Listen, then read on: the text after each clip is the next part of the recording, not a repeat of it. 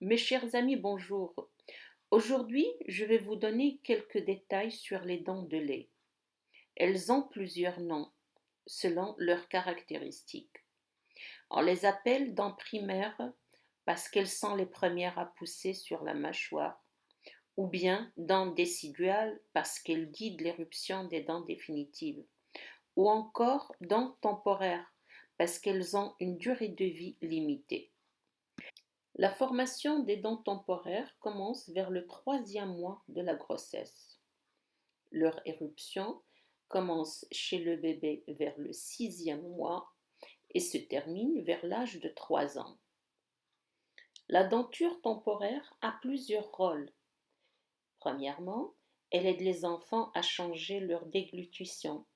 Elle passe de l'état primaire, ça veut dire la tétée, à l'état mature, qui veut dire la mastication.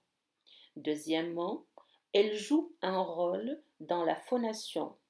Elle aide les enfants à mieux articuler et à bien prononcer les paroles. Troisièmement, elle maintient l'espace destiné aux dents définitives. On remarquera que chez les petits-enfants, il y a des espaces entre les dents qui permettent le positionnement des dents définitives qui sont plus larges. Quatrièmement, elle joue un rôle important dans la croissance des os de la face. Les dents temporaires ont une couleur blanche parce que l'émail est fin et opaque, ce qui donne cet aspect laiteux.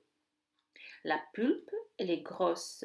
C'est la raison pour laquelle une toute petite carie engendre une grosse douleur. Attention aux infections. Elles risquent de contaminer le germe de la dent définitive sous-jacente. Une petite précision, mes amis, concernant un abus de langage fréquent. Quand on parle de dentition, on parle de phénomènes physiologiques qui font que la dent sort de sa cellule de départ et arrive sur la mâchoire. Cela veut dire développement, formation, calcification, migration, éruption de la dent. Mais quand on parle de denture, on parle de l'état anatomique de la mâchoire.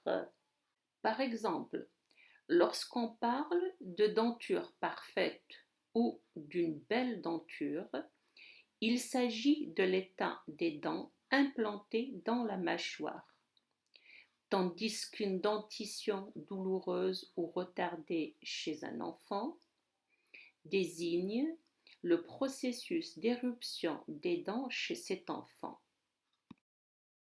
En parlant de denture, on distingue 3 types de denture. La denture temporaire constituée uniquement de dents de lait, la denture mixte, c'est-à-dire les dents définitives et les dents permanentes sur la même mâchoire, et enfin la denture permanente chez l'adulte. Pour clore cet épisode, je vais aborder la chute des dents de lait.